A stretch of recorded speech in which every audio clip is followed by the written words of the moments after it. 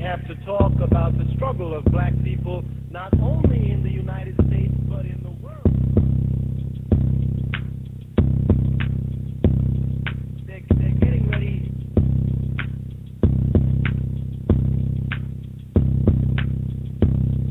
They're getting ready. They're getting ready.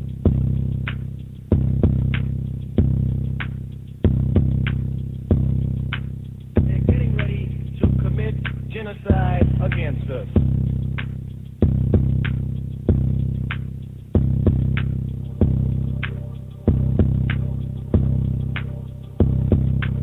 Good evening and welcome to the show. We are now 30 days after the election and America is still reeling.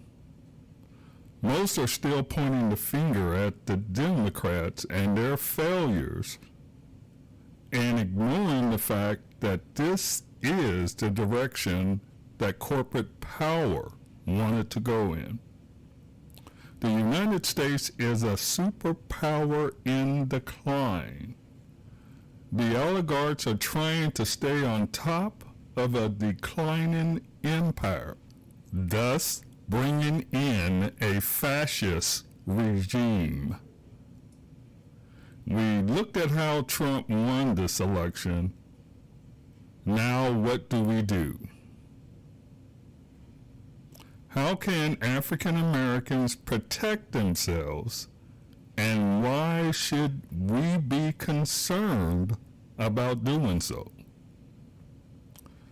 Today, my guest is Mr. Walter Vincent Brooks, author of the book Trust No Shadows After Dark, African American Genocide in the United States of America. He will answer this question for you: why African Americans should be concerned about the Trump presidency. And with that, Mr. Walter Vincent Brooks. Thank you so much, Carlos. You and I have been doing these types of programs for quite a few years now, and it never gets old.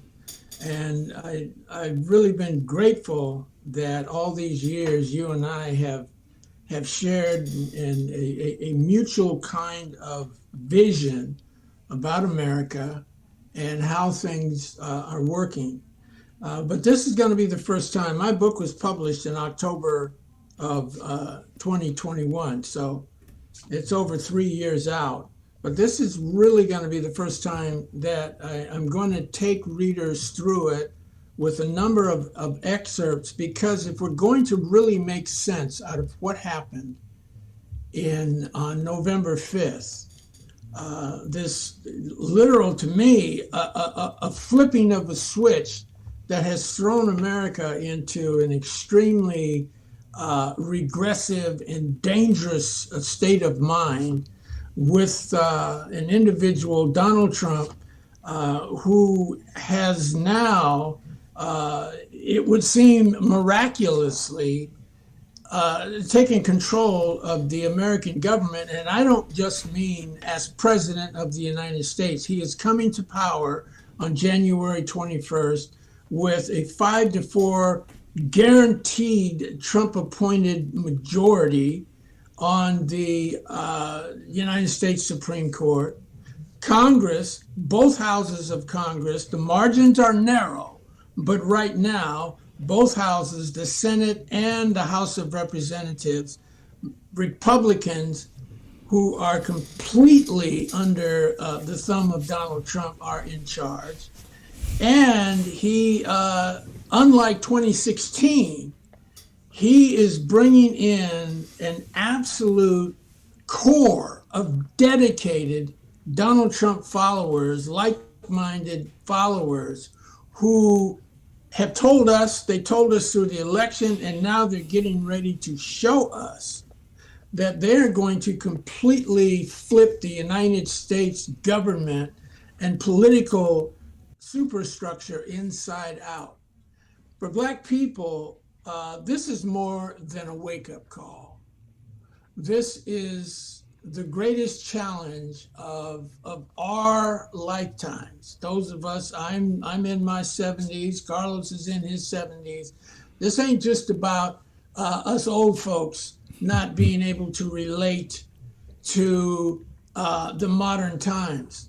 This is a situation in which those of us who have been alive and particularly been concerned about the community as activists for the last 50, 60 years, we are now in the sad position of being able to say we saw this coming because we have clocked our efforts to bring truth and justice to the African American people. And I'm here to talk about the African American people. This election showed, among other things, that this traditional idea of a mass, multi-ethnic, multiracial, multi-class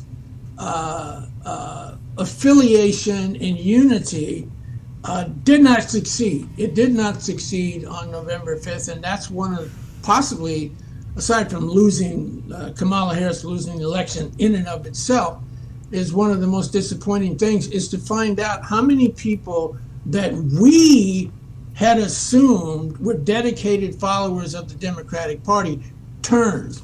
We're talking 20% of the black vote going to Donald Trump, something that 15 years ago would have seemed unimaginable. The Asian population, a great shift, and I shouldn't really say it's a shift, but to our awakening, a great shift in the Latino affiliation out of the Democratic Party into the Republicans. And that has come as a shock, but only to those that haven't been following what's been going on with the Latino people. So domestically speaking, a lot of the people that we have counted on and believed that we are the world, we are one, they have turned away from the Democratic Party. And then you look at the fact, here's one simple, just one of the amazing things. Donald Trump won New York City by something like 27,000 votes. Now there's millions and millions of people in New York City. Donald Trump won by 28,000 votes, which is extraordinary because most of us would have thought that New York City would not have went for Donald Trump. But what's more important is 500,000 registered Democrats in New York City didn't vote at all. Did not vote at all. They didn't vote for Trump. They didn't vote for Harris. This is even more concerning because I can understand an individual saying, you know, I don't really like either one of them. Okay, that's fair. This is America. But what about thinking about the damage that this man was going to do when if he was to achieve power again? What about all the people that are now going to suffer because Donald Trump is about to take over with an ugly stick? A lot of people in America, as we used to say as kids, are about to be whipped with an ugly stick. And so these are the kinds of things that my book, as I'm about to show you, really have been addressing from a historical arc. So without further ado, I want to get into this because it's not simply Trust No Shadows After Dark, which I made my title because I want people to realize we have to rethink everything. If November 5th didn't do anything else for us, it has shown us as African American people, descendants of slaves. I am not talking about a broad-based, I'm African American, a descendant of slave, and here's the Nigerians and the West Indians and all these other people. We need to come back and look at what we have been in America, both in terms of its negativity, slavery, and the sufferings that we have endured for 400 years and counting, but also the whole representation of what democracy and everything was. Because isn't it interesting that this election was the multiracial, multi-ethnic, multi-class side were the ones saying we're fighting for democracy. These other people, Donald Trump and all his side, they're going to tear democracy down. When the fact of the matter is, African Americans, as much as we wanted Kamala Harris to win and for that to be true, we still are struggling to have our real representation amongst the masses of our people for democracy. So why did I subtitle my book African American Genocide in the United States of America? Here's why. And Carlos, I want you to count me down, like, maybe every 10 minutes. Okay. Sure. So I can keep up. Because what I did in my book was I went and did my own data capture, research, my own historical investigation of what has happened to the African American people since slavery, coming all the way forward up to 2020, because I was going into publication past 2020, okay? And with special emphasis on the last 60 years since the Civil Rights Movement. Because if the Civil Rights Movement was so successful as we keep trying to cheer ourselves up and believe it was, okay, why are we in such a state of misery? Now, I'm going to start, my book starts with a simple one-line quote from Dr. Martin Luther King. And here's the quote. In the final analysis, racism is evil because its ultimate logic is genocide.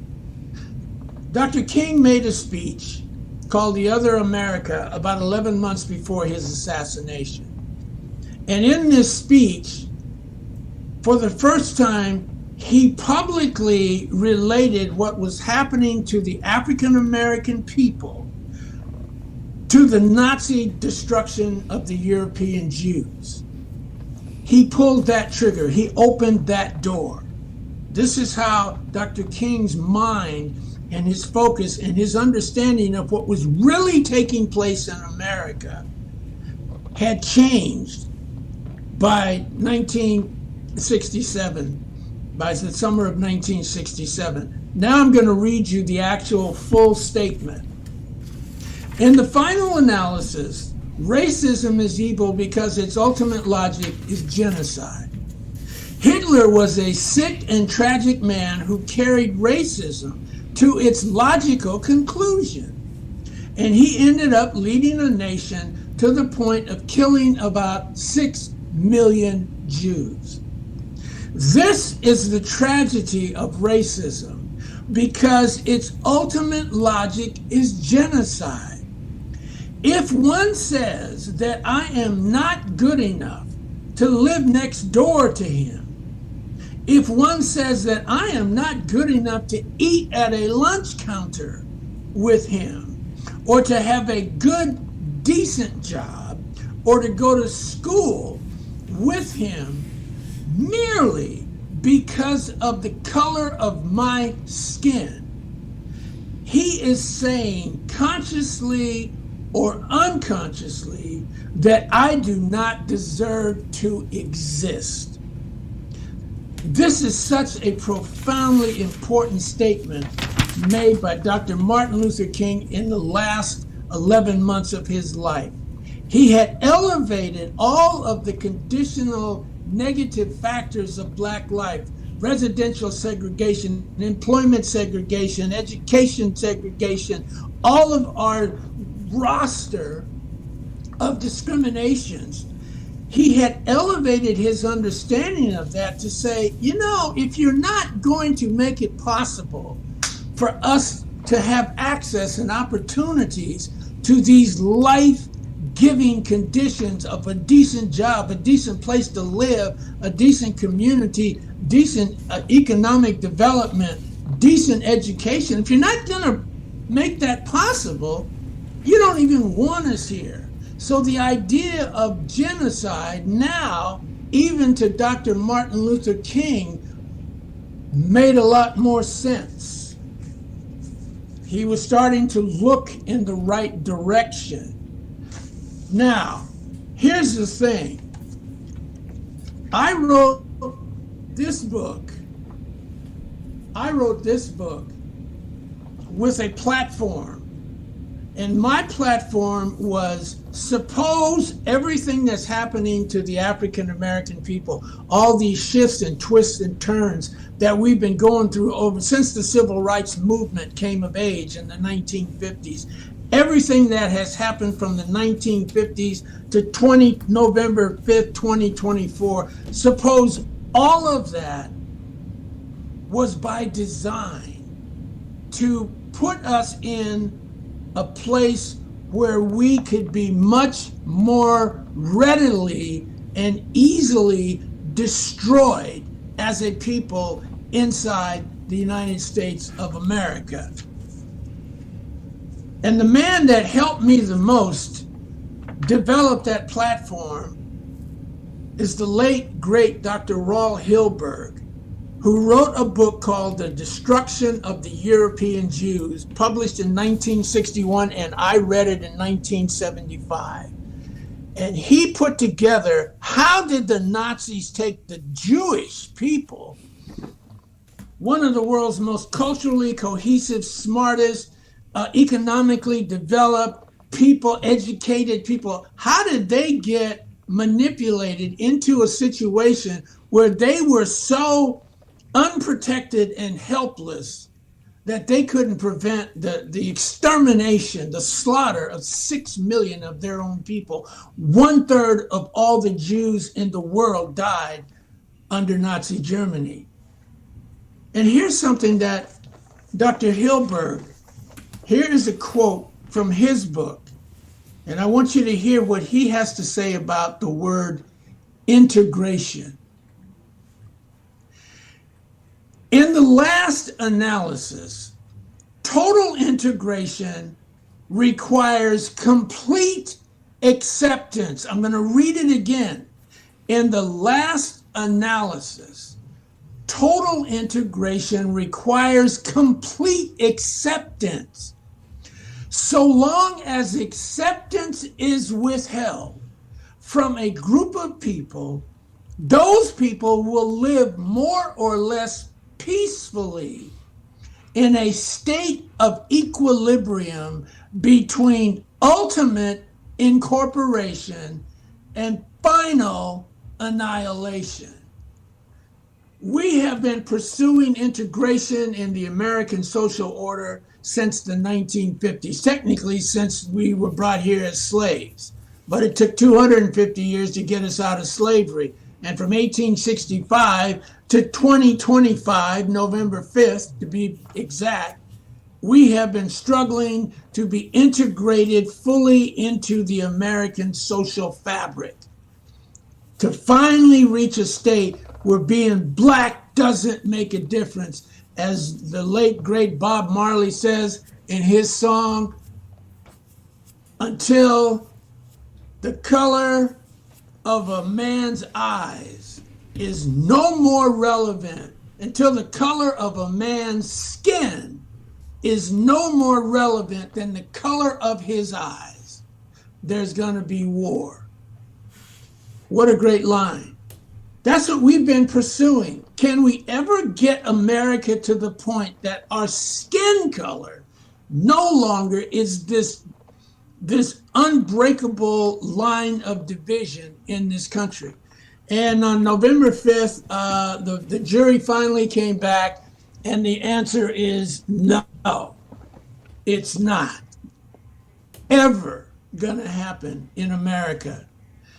Before, even under Biden, What did we get? Biden came in with a commitment to preserve and renew the Civil Rights Act that millions and millions of voting black people needed to be sure that they weren't cheated out of their vote or they weren't gerrymandered out of relevance, that our numbers could actually mean something because we could vote in blocks in our states and counties where our numbers actually could add up to getting somebody black elected, to getting some things changed.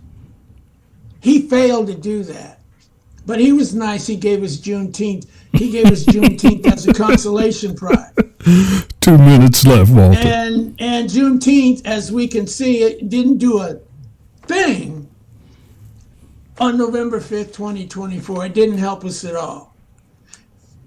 This is what's happened. Not only that, but under President Biden, the Supreme Court of the United States canceled affirmative action, which basically means there will be no address ever for black grievances, all the wrongs that have been done to us. Forget reparations. Forget reparations. Now, I'm not saying let us not keep trying for reparations. It's never going to happen. They'll go to war before they're going to cough up billions and billions of dollars to pay the African American people back for 250 years of unpaid labor, plus all of the horrible violence and everything else done to us. That's saying don't even come with that. Don't make America great again means black people, you don't have any grievances that we are ever going to recognize.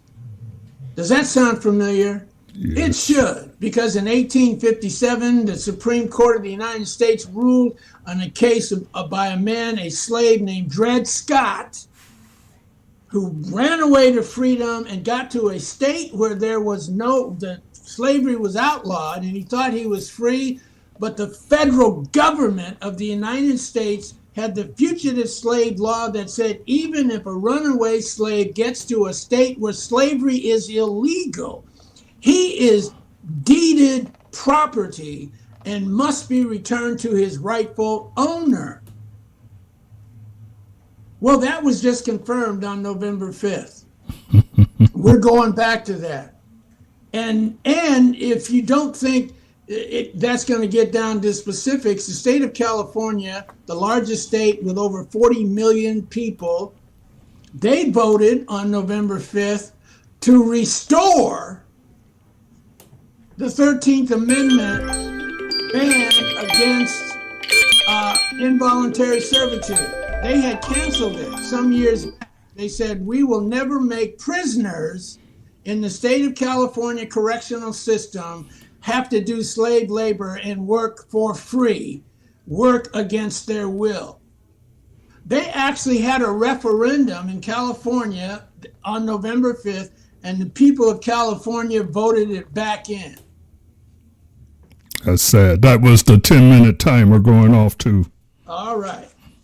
Now, in order to prep black people, Dr. Hilberg he ended an 800 and some 70-page book. His book was almost 900 pages. And he ended it by a little chapter of about 12 pages called Implications, as in implications for the future. Does what happened to the European Jews under Nazi Germany have any implication for future countries and future populations of people in the world? And he said that if it were to happen again, that a modern nation, an advanced nation, Germany was one of the world's most technologically advanced nations, military advanced nations, wealthy nations. In a certain sense, it was America. It wasn't quite as developed as America and as big as America, but it was an American state. Mm-hmm. Everything was going fine. Everything was working. They were making money. Everything was going. And Hitler decided that no, we've been cheated, we've been robbed, we've been ripped off, and we've been pushed around. And his plan of attack, among other things, was the Jews are responsible for what happened to Germany, and when we kill all the Jews, our country, we're going to get our country back. Well, we're in America, and since leading up to November 5th, there's been all that talk about we're taking our country back. we're taking our country back. And the Democrats are saying, well, we're going to be the ones standing for democracy. But the Republican side, the MAGA side, was saying, we're going to take our country back. We want to go back to something that was much more better for us as white people and our values and things of this nature. That's what this was all about. Now, here's what Dr. Hilberg had to say regarding if the African American people were to be scheduled, targeted for destruction. One of the most important ingredients would be there would have to be a breakdown of African American group identity, or as he put it in his book, the abolition of group identity by the African American people. Now, let me read this quote to you. This is not his words. He identified the destruction of Black identity, African American people, unity and identity, as a major ingredient towards leading the Black people in America into a death trap. This is my interpretation of what he meant. Today, there is no unified agreement among African American people as to who we are as a people, nor what political goals should be pursued that most effectively will move Blacks from our second-class status in America to what we deserve. We are church people, we are street criminals, we're college educated, we're public school dropouts. We have gone from being enslaved niggers to coloreds, to Negroes, to Afro-Americans, to African Americans, to Blacks, and now to self-proclaimed niggas, Niggaz, and whatever is coming next. We are divided by education, income, social habits, housing locations, felon versus never been arrested, and of course, by the incredible diversity of physical features among all Americans with Black skin. We relish the fact that all Black people are not alike. Oh, we love saying that. All Black people aren't alike. As if that is the ultimate goal. But all Jews, Chinese, Arabs, and Nigerians are not alike either. Yet these and other groups in America can still manifest a unified group identity in the face of white supremacist aggression. They never splinter to the point that they cannot fight racism with a unified ethnic, religious, or racial front.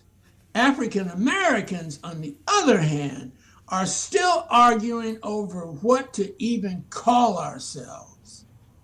This is a destruction of Black identity, and that is why 20% of the Black vote went to Trump. They're entitled. It's America. You can vote for who you want to vote for, but they did not take into consideration what would happen to a lot of other Black people if Trump came back to power. The Latinos, they voted for Trump because they said, yeah, he can kick 1 million people or 2 million or 5 million Latinos out of the country, but that ain't me.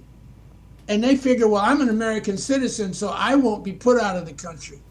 Everybody had a reason to say, I'm going with Trump. And nobody was really thinking about when he gets into power and really gets rolling, who are the most likely and most vulnerable victims of what his administration and regime is about to unleash. Now, continuing forward. That is all for this week, and we'll be back with you in about 2 weeks to continue our conversation with Mr. Walter Vincent Brooks. We'll talk to you then. Have a great night. They Look at Us Differently airs the first and third Thursday of the month at 7 p.m. on KUAW.org. You can also hear it at therightauthority.com, and you can pick it up on YouTube for the video version at KUAW Radio. We have to talk about the struggle of black people not only